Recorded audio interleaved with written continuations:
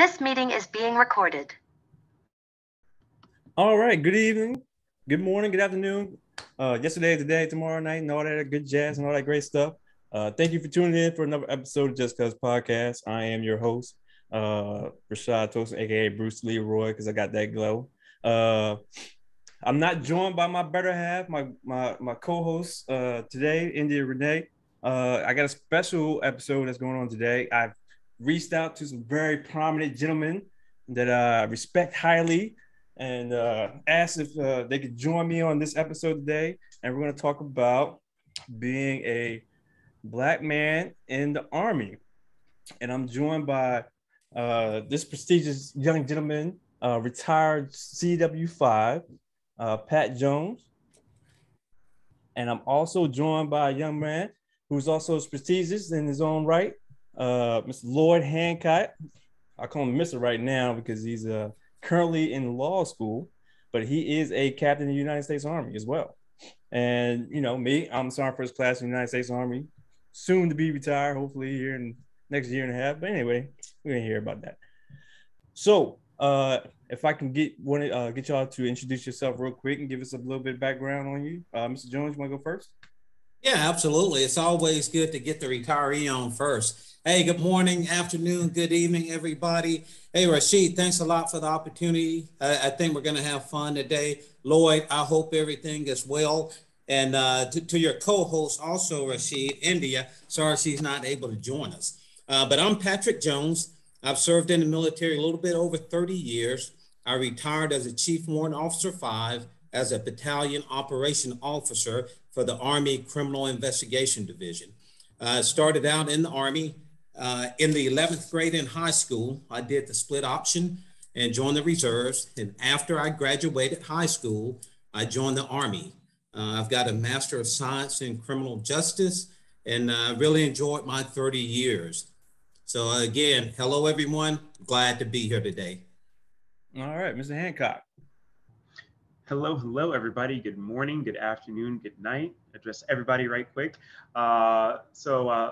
Like Sergeant Tosin said, Captain Hancock, right now I'm in law school. Prior to joining the Army, I completed high school and then completed my bachelor's degree in political science at Baylor University. I've been in the Army for 4.5 years. It feels really weird to say. They're kind enough to count the time in law school, but I worked actively with the Army for 4 years. And during that time, also had the honor of getting to work very closely with Sergeant First Class, soon to be retired Tolson, and also with CW5, currently retired Jones. Both of them was able to draw on tremendous amounts of wisdom and knowledge. Listeners of the podcast probably already know between the two of them, they've got 50 years of experience. And like I said, I've got 4.5, I'm being generous. So great to be here. All right, thanks. I appreciate y'all coming in. I appreciate y'all sharing y'all experiences today. So what we're gonna talk about is being a Black man in the Army, and you know, it kind of comes with, you know, it dealing with kind of like a race topic, you know, given our backgrounds and being in the military and all that good stuff. And the reason I asked both of you on was because Mr. Jones has his seasoned experience in there, but it doesn't negate that Mr. Hancock's experience being in the military so far. So you know, by all three of us being on here, I think we'll get a wide spectrum of experience and, you know, how our dealings with the military is, and, you know, given our perspective. So, so let's kick this off. So I want to jump right off the boat and say, have you experienced, if any, racism in the Army? Who wants to? I'll go first if you don't mind. Of course I have, but I was prepared for it. I experienced it in field artillery as a mechanic and also as a CID criminal investigator in the Army. It's not always overt acts, so sometimes it may be difficult for some to understand. It could be something as simple as going to a different duty station that you were scheduled to go to. On the onset, it doesn't necessarily look bad because all soldiers have to change duty stations periodically. And that's what we call a permanent change of station. but these desirable positions are often kept for some of the good old boys or those that are necessarily in the loop, so to say. What about you, sir? All right. Yes, completely agree with Chief. One thing that I will also definitely speak to is it's not always overt. And in today's society, I think it is continuing to be less and less overt. But also, that doesn't negate the invidiousness of it. It's still wrong. And then sometimes it can be just as, if not more damaging, as someone who is overtly racist and tells you, I don't like you because of the color of your skin. Let's say it is somebody who shifts duty stations around or denies career advancement opportunities, that can be just as harmful. So yes, that happens. From my personal experience, a lot of it, like I said, is it's the under the rug, like, oh, I was just joking after they make a comment, or things that are almost in like a code language, like for example, being told, oh, you're so well spoken. And a lot of that, like, you won't know unless you have somebody like Sergeant Colson and like Chief Jones who have kind of been around the block longer than I have. Because it was men like them who told me at one point, like, hey, you know, it sounds really good and like it's a compliment, but in a lot of circles, that's a dog whistle. So those are things that I see and have heard and have also happened to me in the Army. Interesting. So I think, and I agree with you both. Like, I think like microaggressions in the military is what happens on a regular basis. And I think that, you know, being in the position that I'm in now as an equal opportunity advisor, you know, I talk about this a lot, and it's like, I feel like everyone looks at the macro, like they look for the extreme, you know, practices of discrimination, you know, or when it comes to racism, like, oh, did someone call you the N-word, or did somebody come at you like this, or did they, you know, that's what they look for. And if that's not happening, then it's like, well, then it's not happening. And it's like, that's not always, you know, the case when, you know, when we're talking about discrimination. So like, me myself, I don't think I've actually experienced, like you said, overt racism, but I think there's been some microaggressions, and and I think, and because I live, and I wanted to ask y'all about this too, like, because I really don't care about others' opinions in a manner. And then when I say that, I mean like, I've heard when talking to other Black men in the military, they say like, you know, I don't get angry because I don't want to be seen as the angry Black man, or I watch what I say, or I watch my behavior because I don't want to be labeled as that, or I have to work harder because, you know, being a Black man, I have to work harder as a Black man in order to, you know, meet my peers or my, you know, my white peers or whatever. And it's kind of like, and I'm like, me, for example, like, I don't care. Like, I'm going to express myself however I want to express myself.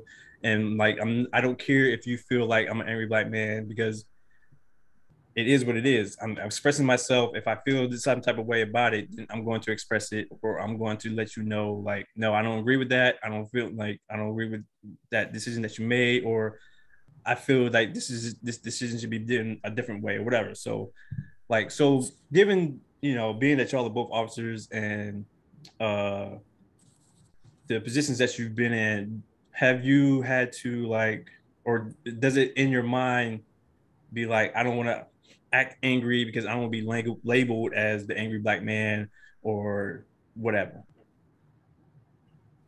Yeah, I'll tell you from my perspective, I've never really worried about it. I wanted people to value me, and based on my work ethic. I can tell you that I've never tailored my behavior, but I've learned really early how to talk without saying anything, and how to be social without committing. I'm always professional at work. You guys have worked with me. You know, I like to have fun at work, but we're going to get the job done. So I am professional at work, but for some unknown reasons, there's always the thought that minorities can't get the job done. They're not professional, and they can't keep pace with whites.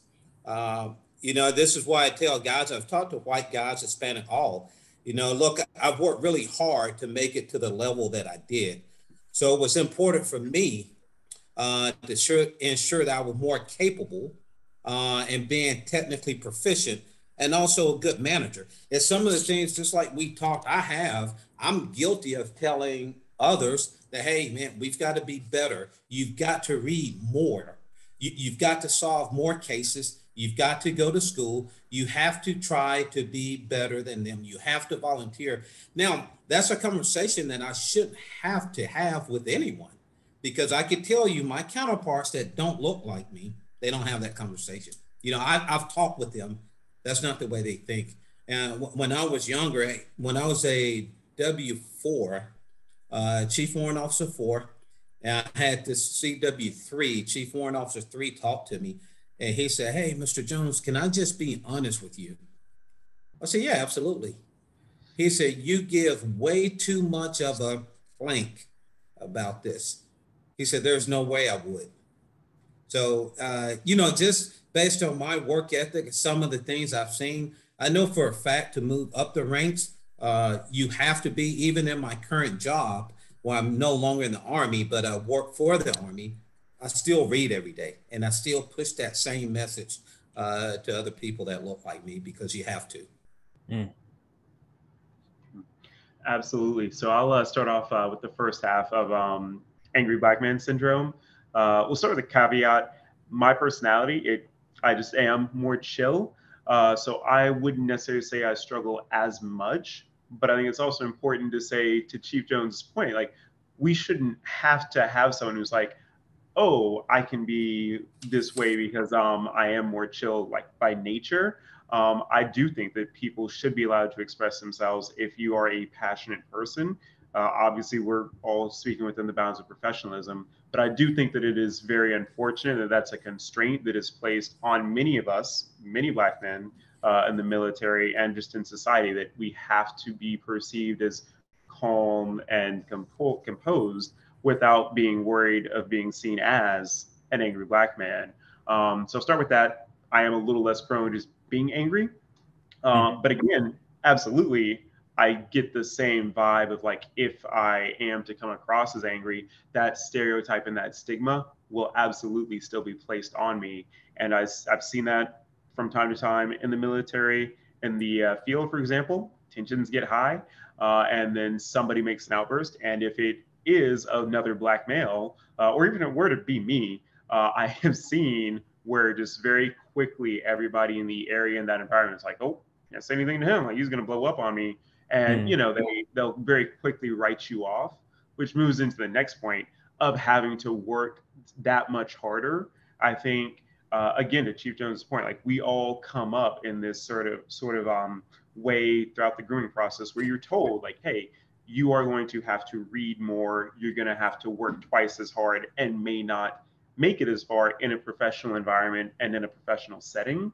And once again, that is a horrible stigma to have to deal with, and a weight that is placed on all of us. Sometimes it's tough to know when it's going to come. And that's not me trying to cast a cloud over the entire military, whoever is in a position of power.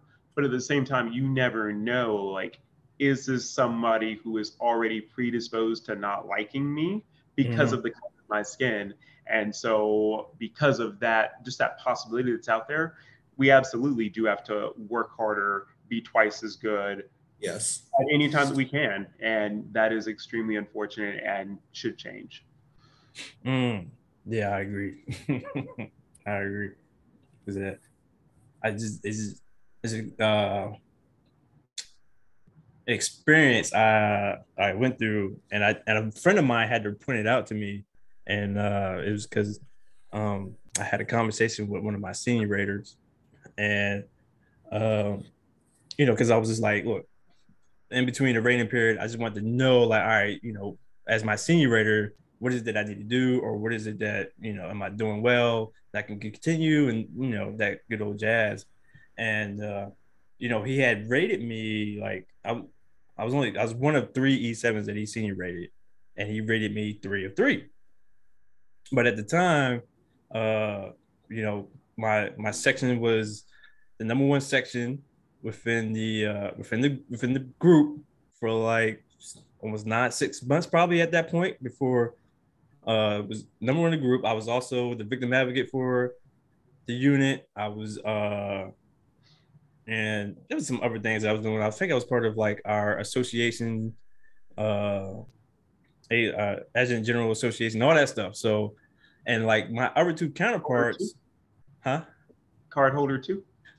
Right. So he was putting in work. I was trying not to allude, but anyway. So anyway, I say all that to say, but my other two counterparts wasn't doing the same things that I was doing. No disrespect to my counterparts because they was all doing respectable things in their sections. But he had me 3 of 3. And then, I had a conversation with one of the other E7s, and I was just like, and he was like, well, could it be because white, Mexican, black? Right. And, and I was just kind of like, interesting. That's very interesting that you said it that way. And, but also fake because I didn't really kiss, but anyway, so like we had all of our interactions wasn't always so pleasant. We didn't disrespect each other, but I wasn't afraid to, like I don't agree with that, or I don't agree with, or this is how it should be done, but you're telling, but you're not working with me. But anyway, so that's interesting that you said that, sir. All right, so does racism get downplayed in the Army?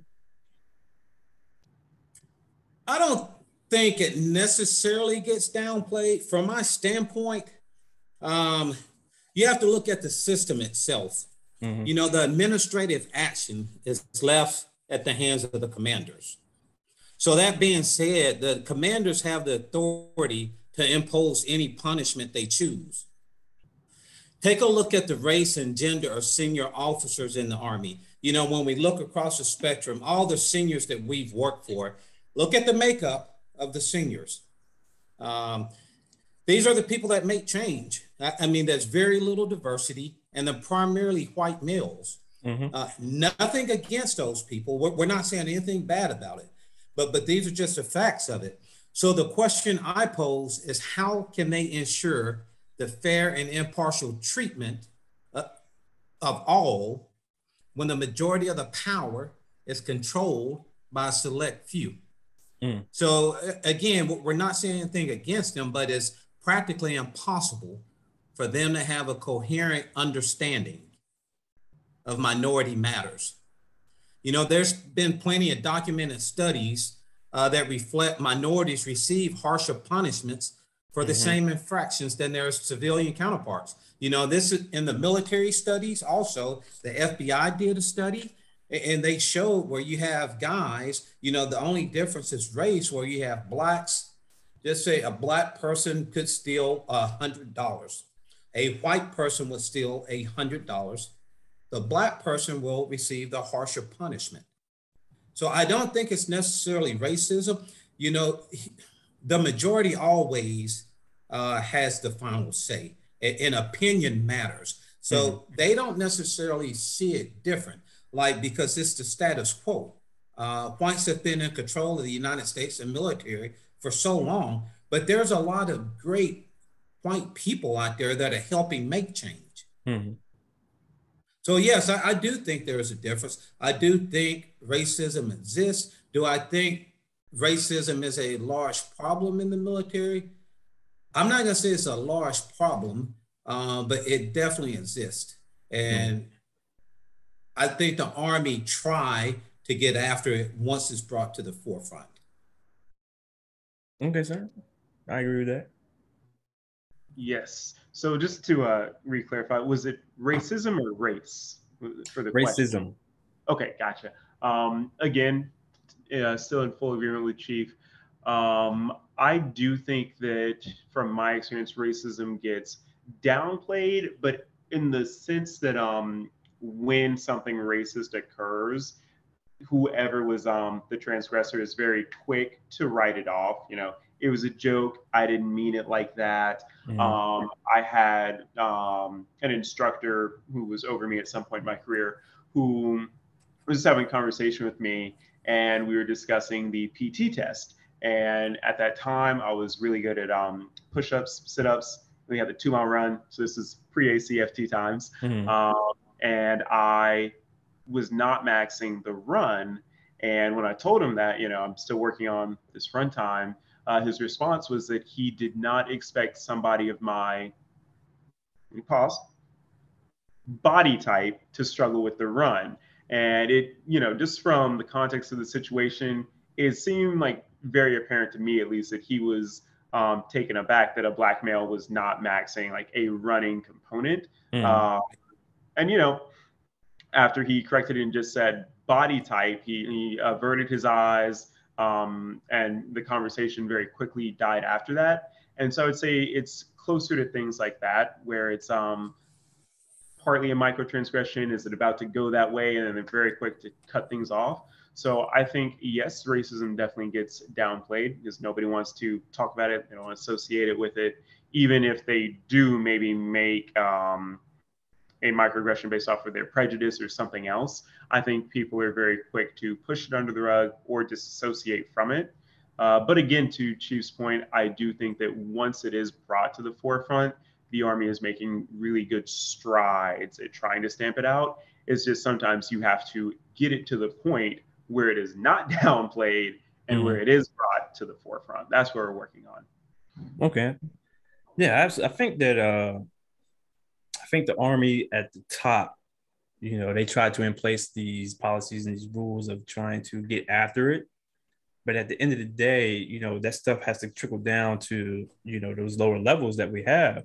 And when you get down to, down in the weeds of those like local commanders who have that authority to make those decisions, it can get a little difficult. And in my experience from what I've seen, a lot of commanders don't want to be, they don't want that label of like, I have the discriminatory company within, in the eyes of my, my raider, my senior raider or whatever. And I think like they try to handle it in-house, but they don't want it to get out of house. You know what I mean? Nobody wants to air their dirty laundry. Right. And so like, it's like, how do we, it's like, how do we change that narrative where it's like, it's a better look if you are to get after it and show that you got after it and you was able to correct it versus trying to hide it and, within your organization. I mean, that's what I think. I mean, I don't know if sir, being that you, Mr. Jones, being that you're, an agent, and I mean, I know y'all don't deal with, those discriminatory things because it's not law. So in the criminal investigation, it doesn't come through yet. But like, I mean, what's your thoughts on like those local commanders having that authority and then, trying to keep it within house, but it doesn't really work out well? Excuse me. I do think it's fine for the commanders to keep the authority. Just like if you work in the civilian sector and you have some type of infraction, it's going to stay there with the supervisor to deal with it, how he or she choose to. So I do support commanders being able to, because they're responsible for the command and control, of those within their unit. I start talking a little bit and I was thinking, how do you really get after it? So I look at it in the future, just based on how things are going in the world. Racism is something that we know there's no one born racist, they're taught. But when you look at society as a whole, and you look at a lot of these young people, man, I'm very hopeful that things are gonna change. I like having race, you guys know, I like having race discussions with people that don't look like me, because we see things from totally two different objectives. Somebody may look at me if I walk outside. Somebody's going to look at me maybe as uneducated and possibly somebody that's going to steal their purse. And that's the farthest thing from who I am. But it's just an opinion, because he really who has the wealth and control, that's who's going to influence policy. I mean, the CIA figured this out years ago. So they're starting, putting everything on the media and, even with the war on drugs. So when we come back and look at discrimination and racism in the military, there's a lot of young people that don't really care about race. So, you see the young people, if you go to a playground, you see blacks and white playing together. So you see Hispanics and Asians. It doesn't really matter until we get a little bit older, and these idiots as parents, we teach them to be racist because they don't look like others. But with the young people, I've got a little 10-year-old daughter, and she don't hear anything racist. So these young guys, they're going to be able to shape the future. Once we get rid of the old knuckleheads, I think they're going to be a promising future. Now, will that be 5 or 10 years down the line? Probably not 5. I mean, 20 years, I see things a lot different here. That is a long time. We still shouldn't have to deal with it that long, but I do think change is on the horizon for sure. Okay, sir. So Mr. Hancock, being that you're in law school now and you're about to be a law officer, you know what I mean? And being that I'm an equal opportunity advisor, there's always a legal review. Everybody wants a legal review. And if the lawyer says, this is what we do, this is what we're going to do. So like, I've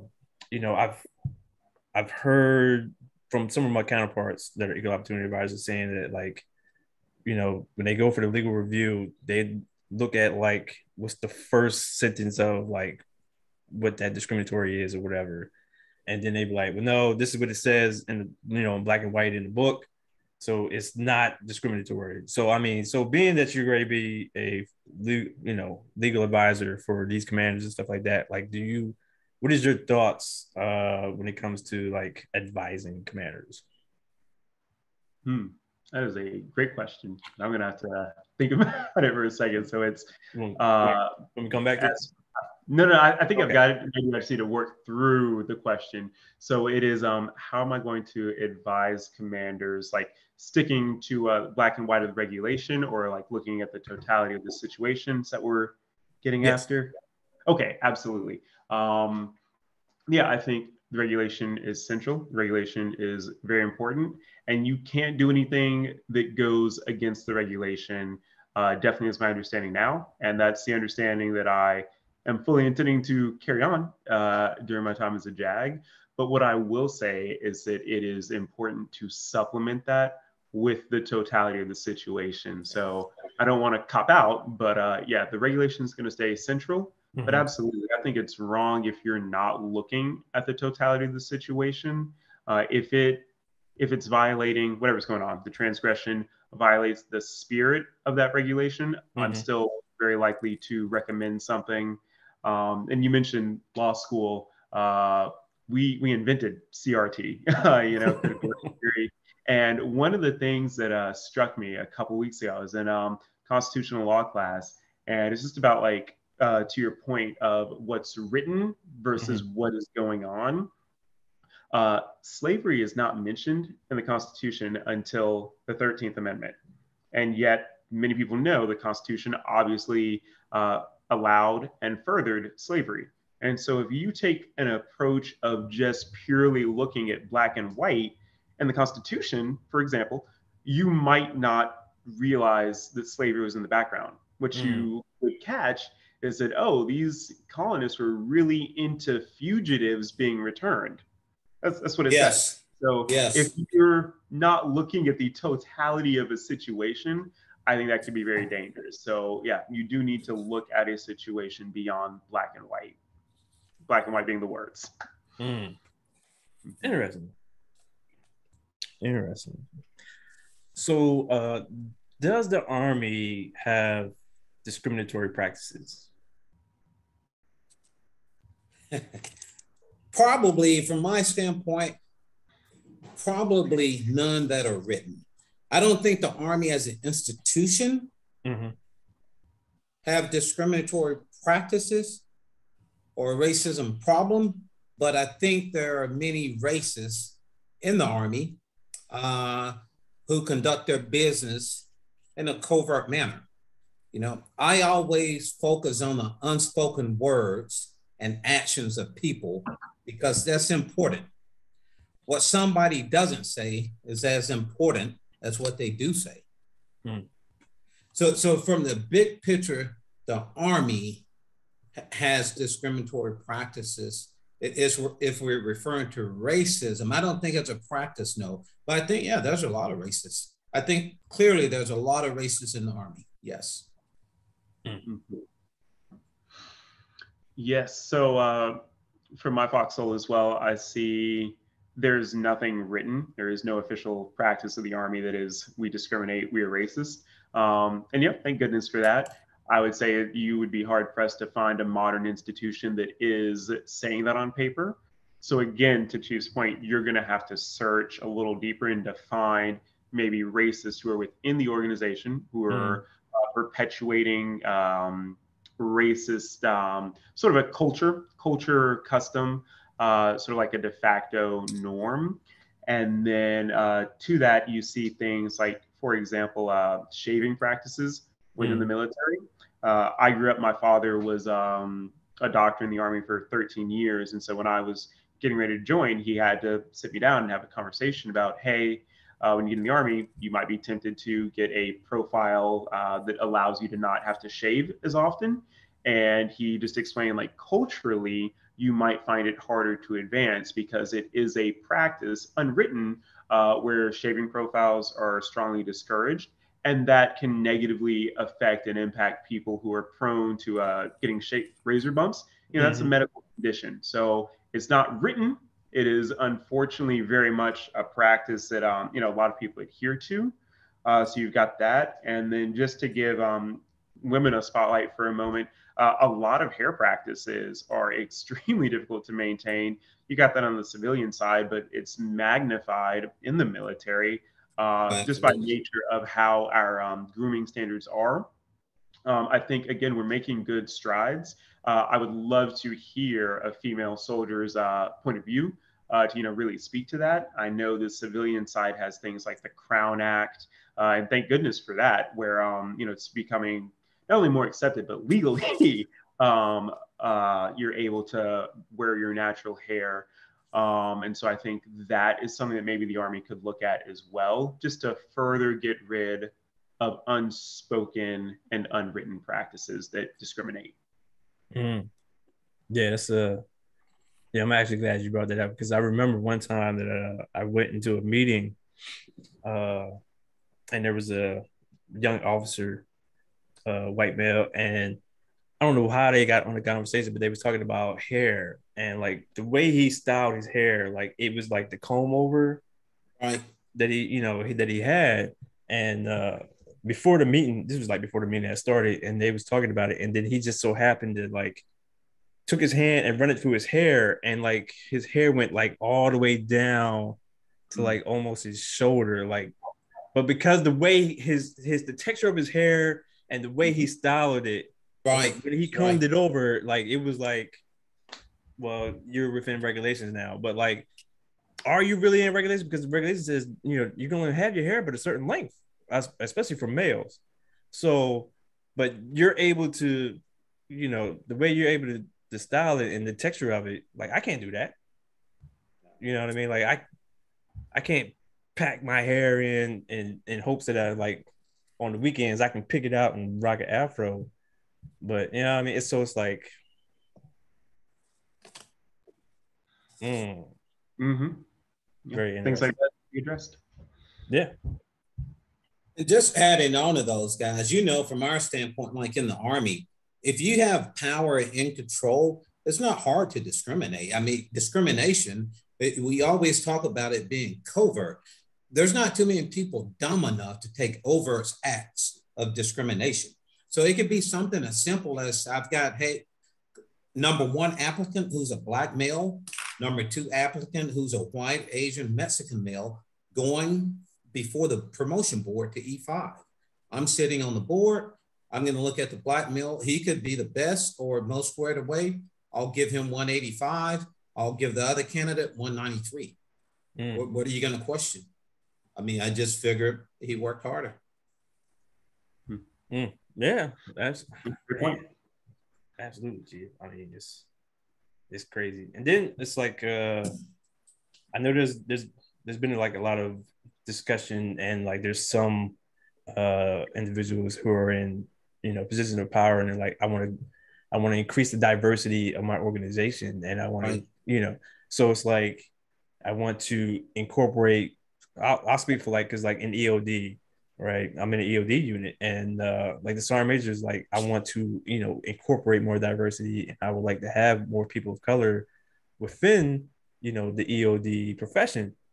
And then it's like and then we have these I'll overlook these surveys that we do, and you see the comments like, they what's the big push for trying to get more black people in Oh, absolutely. EOD, and like we just, we don't need to just bring anybody into EOD. We need to make sure that they are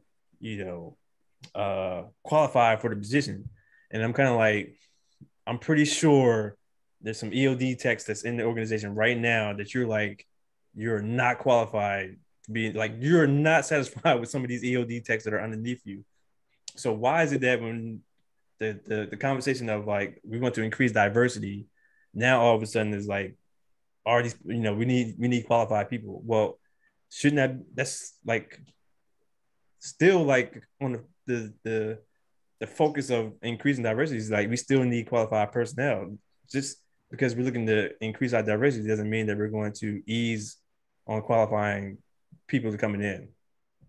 Right. So No, like, and your statement there is easy to understand, because I'm sure Lloyd and I both understand the statements. Like, why do we need to focus on minority? We know what that means. So what is tough, what is difficult about it? And I'll tell you, during my time as a senior, I've always wanted a diverse staff. I've always wanted a different opinion. And even here, before I made W5 at my last duty station, when I was a commander of CID, I was a commander. I had a black female that was like the XO, and I had a white male that was like the detachment sergeant. And I thought we made really good decisions together. And I also thought it would be almost impossible for someone to get discriminated against based on having a diverse staff. I think it would be extremely difficult to do. So I'm a big proponent. I love having those conversations. I think we should talk more about it. In my past, what I've tried to do, not with a large crowd, but I would break my offices down into small groups, because I primarily work with white males in criminal investigations. But occasionally there was another, maybe 2 or 3 minorities, and women too, very small population of women. But what we would do would break down into groups, and I would have them talk about race relations, and you'll see some of the different opinions and how the thought, they think, everyone thinks about things totally different. Absolutely. And I think it's not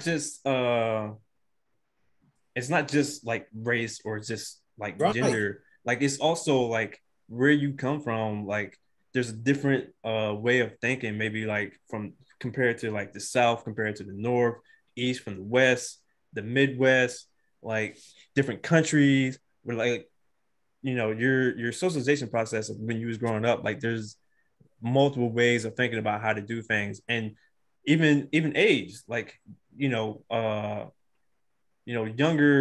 generations, have a different way of thinking, and they may come Right. up with different ways of, attacking a issue or concern. And there may be, with the continuation of technology, there may be other ways of trying to, make things more proficient, or, Right. attacking different issues or concerns and trying to make it work better, or, because, we're always, what every commander says when they come in is like, there's always room for improvement. Mm-hmm. And that is true. Yeah. All right. So we'll do one more question and then we'll close it out. Okay. All right. Good. What advice do you have for African American men currently in and or plan to join? Lloyd, I'm going to let you go first, because I always go first. I want to give you the first stab at it. Sounds good, Chief. I appreciate it. So I'll speak to both really quickly. For young Black men who are currently in, Congratulations to you. You're serving your country. It's a country that has not always liked us, respected us. But you're here, you're serving, and the work that you're doing does make the country better. It makes the country stronger, and it makes the Army stronger. We are better for having such diversity. So the first thing is, congratulations, and you're doing a good work. Continue to work hard. You've just heard the three of us who have come up through, in my case, just one or two ranks, but for the others who have come up through several ranks and have been extremely successful. So you can be successful. You may have to have, an extreme work ethic. You may have to be on your game more often than some others, but you can do it. So I'm going to encourage you to continue doing that.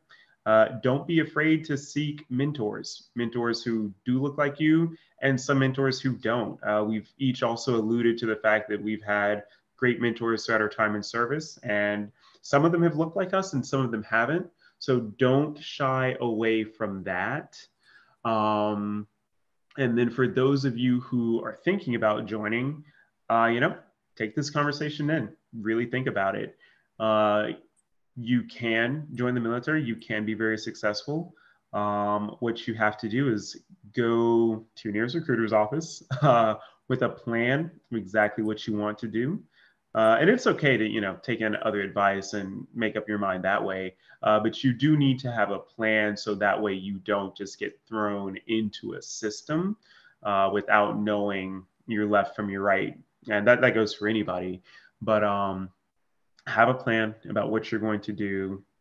And then if that is truly your goal, absolutely. As a young Black man who's thinking about joining the military, you can do it and you can be successful. Chief, I'll pass it on to you. Okay. Hey, yeah, Lloyd, look, I totally agree with that. If you're looking to, I'm not going to separate it. I'm just going to throw some things out there. I think you should join, and if you're in, I think you should stay in.